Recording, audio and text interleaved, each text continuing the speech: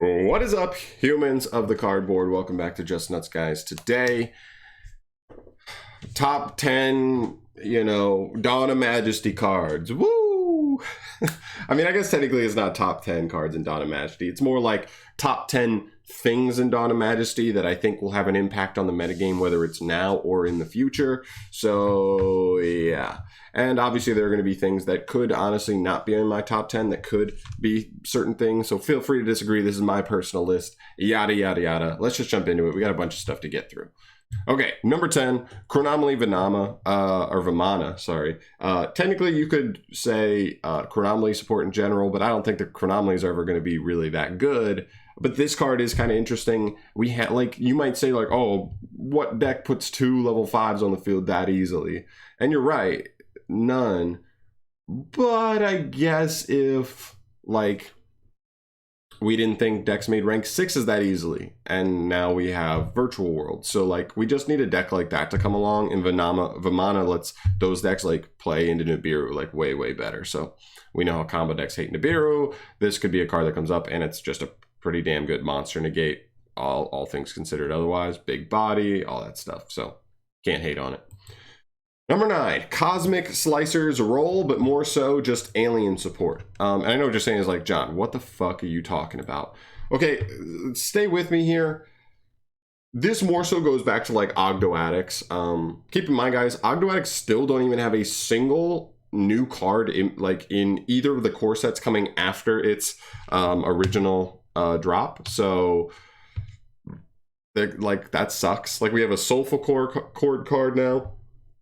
We have Earth's Arctic card coming in the next set, and we still have no Ogdo Addict support. But at least we're getting other generic reptile support, right? Like, if you can summon this guy and put an alien on the field, you have the ability to, like, just this is a win condition, because it's a board wipe with Planet Pollutant Virus, and it's like a walking skill drain, right? Everything with an A counter is negated and switched to defense mode. So your opponent's going to be playing under skill drain, and your opponent's also going to, like, at one point get their board completely wiped, at least monster wise. So it's pretty good, right? Alien Buster's just there. It kind of helps. I don't know if it's generically going to be as splashable as I'm going to hope it is, but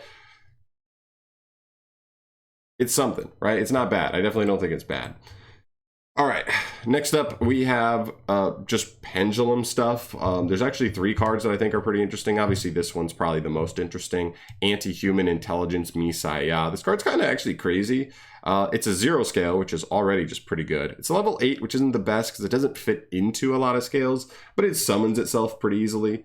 But anyway, in the Pendulum scale, it makes any spell or trap, or any card, oh yeah, okay, yeah. Any card sent to the graveyard is banished instead, except for monsters. So any spell or trap makes stuff like if Eldritch is very prevalent in the metagame, or if there's another deck that comes along that's like really rotates spell and trap effects in grave, like Shadal's, right? None of their fusions end up in grave. They can't just send Schism to then set Schism back to field anymore. That's not a thing that they can do, which is actually pretty good. But also it summons itself by just by sending like a Pendulum monster from your hand or a Pendulum Zone to the extra deck, which is not really a huge loss, right? It's not a loss of resource, really. To get itself 2,500 body, 3,000 attack. And if any monster that's normal or special summoned while you control this card, it's sent to the graveyard during the end phase. That's kind of weird. So as long as you keep this guy up, he's going to send like all your opponent's stuff to grave on end phase. Pretty cool. Then you have like the new Soulful Chord card. This card isn't as huge, but one, it makes Soulful Chords a little bit better to be splashed with other Pendulum archetypes. We already know it can be, but maybe this makes them a little bit better. And even in particular Pendulum decks, it kind of helps because it lets you like swap a Pendulum scale from your hand and extra deck. They need to have like opposite scales. Like one needs to be odd, one needs to be even, but you can swap them, which actually could be pretty nice in certain, decks. And then Pendulum Treasure. This card is not terrible either. Just adds any Pendulum monsters straight from deck to extra deck. We know, like I just said, stuff getting sent to extra deck is like not a loss of resource. This card's like pretty good. I think all things considered, this is actually a pretty good set for Pendulum players. Probably relatively, just because we don't usually get a lot of Pendulum stuff. It seems like Konami's been hating on Pendulums for a minute, but cool, enjoy. Next up, we have this stuff. this card, Protecting Spirit Loageth. This card's crazy, actually. It's insane fairy support. And I know, like, okay, fairies aren't super meta right now, but let's, guys, I'm literally just making this the 10 most things that will affect the meta the most. Not all of them are great right now, because honestly, this set is kind of cheeks overall as far as affecting the metagame, the current metagame. But anyway, this card just says if any fairy on the field activates its effects, jumps out of the hand, and it can target one face-up card your opponent controls and an attack position monster you control, banish the opponent's card, and if you do, change your monster to defense position. So very generically, this card jumps on the field very easily and banishes a face-up card once per turn.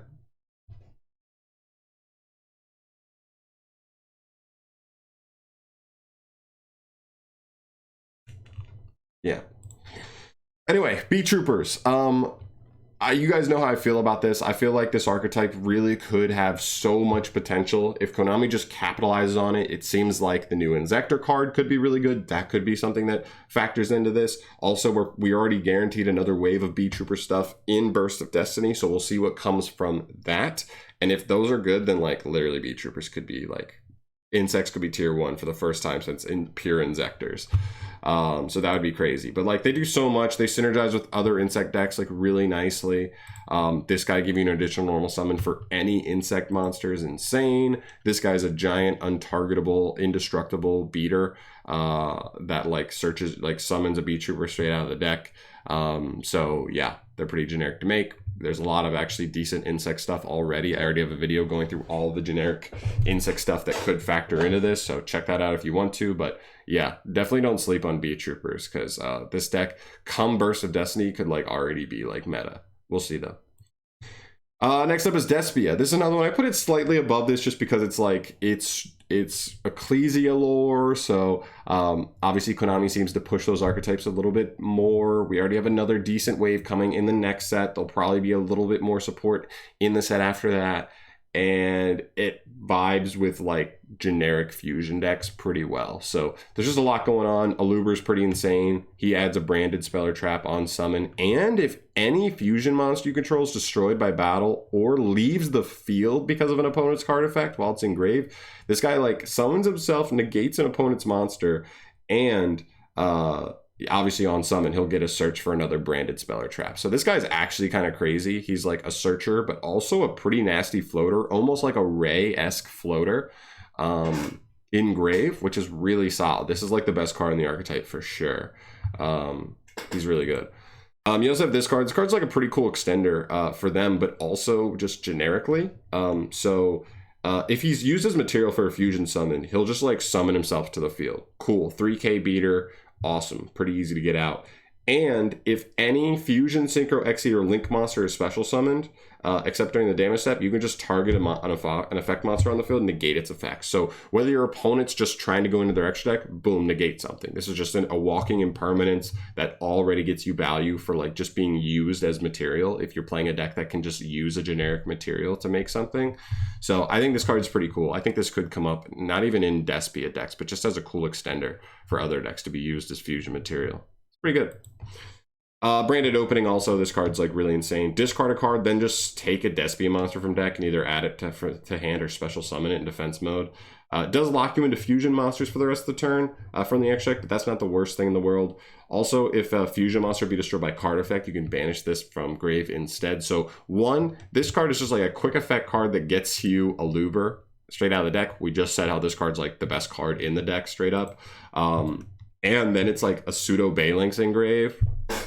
You have like a restriction on it, but like most decks playing this are going to be fusion based only anyway. So pretty insane cards that like also can be splashed in other decks as just like a spicy sour, like solid engine. We'll see though. Number 4, Dragonlark Perrin. This card mainly will have an impact as a tool to be used in Virtual World. It says during every standby phase, detach a material to target any level 5 or lower monster in your grave and summon it back. So pretty much with Virtual World, if they could just put something, maybe a floodgatey type monster or something, they seem to be. I've seen OCG lists that play this. Like, we'll see exactly how people come up with playing it, but it's big. It's 2,700, and while there's a monster summoned from grave, it can't be destroyed by battle or card effect, which is also pretty good. And every standby phase, so your opponents and your own, you just get to revive a monster for free. Definitely something to keep in mind. Next up we have Stellar Wolf Windfrayet, or Stellar Wind Wolfrayet, in the number 3 slot here. I don't know how I feel about him. So his whole shtick is he starts at 25. Every time while he's on the field, a monster's effect is activated, he gains 300 attack. But once he hits 4,000 or more, he can quick effect shuffle himself and all other monsters your opponent controls back into the deck. So obviously a very powerful interruption, but like, you have to be able to summon him, and you don't want to have to rely on your opponent to activate 5 monster effects before trying to remove him. Because if they just try to remove him before the 5th monster effect, like, you just lose him and he's nothing. So like, you need to be able to make him while still comboing so that you can still set him up fully before you even pass to your opponent. Or maybe with 1 or 2 activations, so they won't have a big period to play before he's live. So he's a cool card. I'm just not sure in practice he's going to come out as good, but he definitely has that high potential, completely generic otherwise, so he is pretty cool. Number 2, the Iris Sword Soul. This is the new hand trap in the set. But listen, this is no Ash Blossom, this is no Ghost Bell, not even Ogre, I wouldn't even say. The biggest problem with this card is it only works when there's a monster with its effects negated on the field. And so that's definitely a thing. Obviously, you could be playing a deck that negates its own monster effects somehow. You know, you play Hulk. Hulk summons a negated tuner. You can drop this on the field. Boom, now it's live. It's not the best way to do it, but it would make it a little more consistent. Or you have to see it in hand with something like Veiler or Impermanence, or your opponent be playing something like Hulk-based. Maybe they're playing a tour guide to get into a negated monster. Boom, you can drop this card, and then it's live. But it's decent if you can get it on the field. It is pretty impactful for sure. 25-25 body. It can be disruption. It can be a draw too, depending on what kind of deck your opponent's playing. And that's pretty solid. I just think overall, until like we get Shangzhon's Shangjun, I don't know, whatever. It's probably going to be Sword Soul now because apparently she's supposed to share a name. She'll be searchable in the archetype, so that'll be a little bit better. And they already have a boss monster that like imperms your opponent. So boom, in archetype way to make this extra live. It'll probably be a cool one of in that deck, but I don't know if generically it's really going to have that much like playability, but we'll see. I definitely want to pick up a copy just to have for when that archetype comes out though, for sure.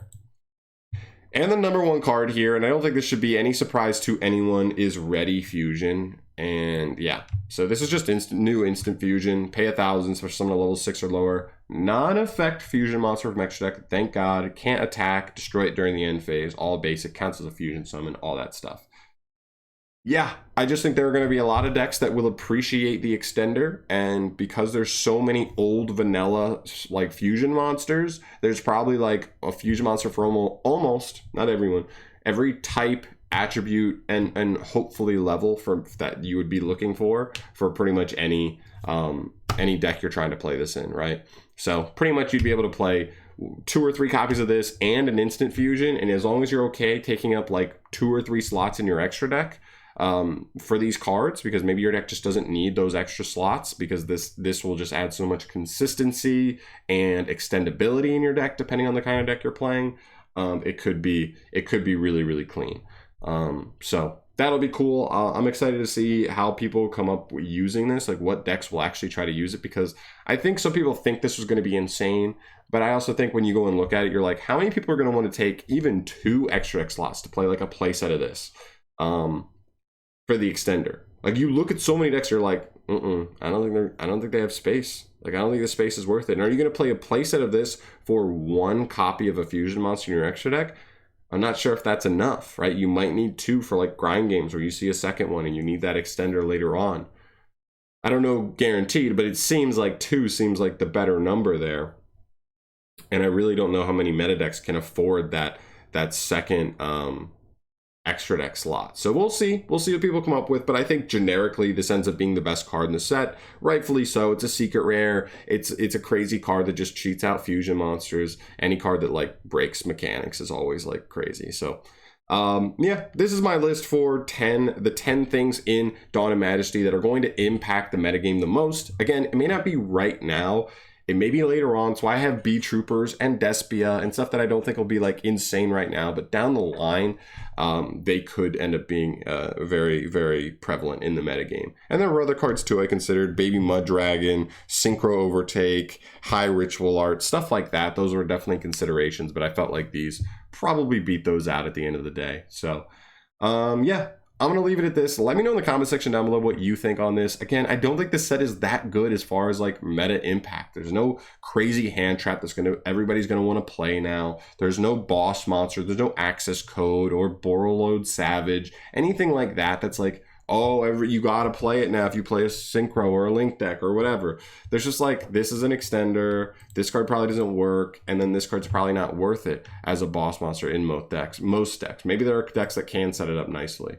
And then this mainly just pertains to one specific deck that's already good in the metagame. So yeah, I already know, you guys know I don't think this set's that great. I'm kind of still waiting for Burst of Destiny. I think that's going to be the big one, and probably the new Chaos set's going to be insane too, which also we should be getting reveals started up on pretty soon now. I think we're less than 2 months away from that set in the OCG, so a lot of good stuff coming. I can't wait. Let me know your thoughts down below on this list and what you think is going to impact the meta the most out of this set. I'm very curious to have a nice little conversation down there with you guys. And I'll see you in the next one. Thanks for watching. Subscribe if you haven't. Peace.